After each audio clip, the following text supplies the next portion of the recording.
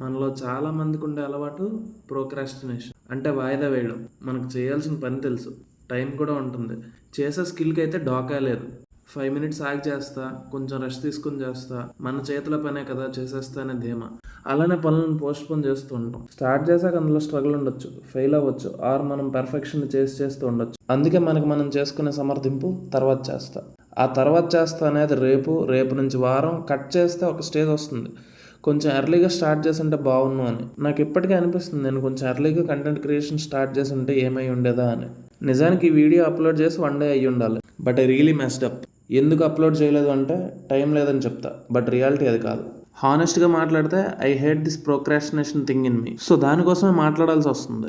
I have enough skills, but ఎందుకు ఇంకా వెనకపడి ఉన్న క్వశ్చన్ నా మైండ్లో వస్తే గుండెల మీద చేసుకొని చెప్తా, I never gave my self a chance అని. జస్ట్ ఒక కంటెంట్ క్రియేషనే కాదు, నేను స్కిల్ ఉండి చేయను చాలా ఉన్నాయి. మీలో కూడా ఇలాంటి ప్రాబ్లం ఏదో ఒకటి ఉంటుంది కదా. Figure it out. Let's work together and grow together. Follow చేసి పెట్టుకో, యూజ్ అవుతుంది.